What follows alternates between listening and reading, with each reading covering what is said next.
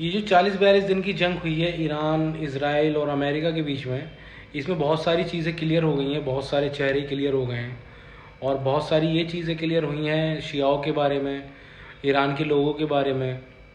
जिस तरीके से लोगों ने ईरान के बारे में और शियाओं के बारे में बताया था, वो बहुत सारी चीज़ें आज के टाइम में क्लियर हुई हैं और चेहरे वो क्लियर हुए हैं। मैं कहाँ इशारा करना चाह रहा हूँ? मैं इशारा करना चाह रहा हूँ मिडिल ईस्ट में।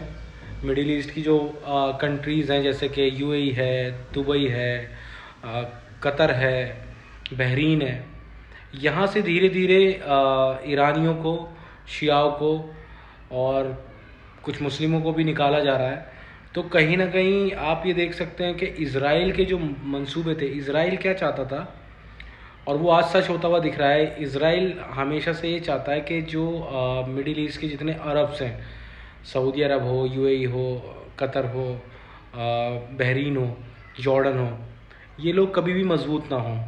और ये जंग छेड़ने का भी मतलब यही था कि जब ईरान अटैक करेगा मिडिल ईस्ट में, क्योंकि डायरेक्ट अमेरिका पे तो अटैक कर नहीं सकता है, तो जब अटैक करेगा तो सारे जितने भी अरब्स हैं वो मिलके ईरान के ऊपर रिटेलिएट करेंगे, दोबारा अटैक करेंगे। बट उनके मंसूबे इज़राइल के थोड़े नाकाम हो गए।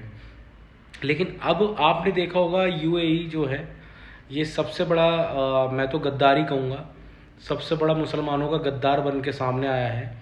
इसने क्या किया है? इसने इज़राइल के कहने पे, अमेरिका के कहने पे और यहाँ से जितनी भी ईरानियों की जो प्रॉपर्टी है वो सीज़ कर ली है और वहाँ से ईरानियों को वापसी भेज दिया है, बैन कर दिया है। तो अब सिचुएशन ये आ गई है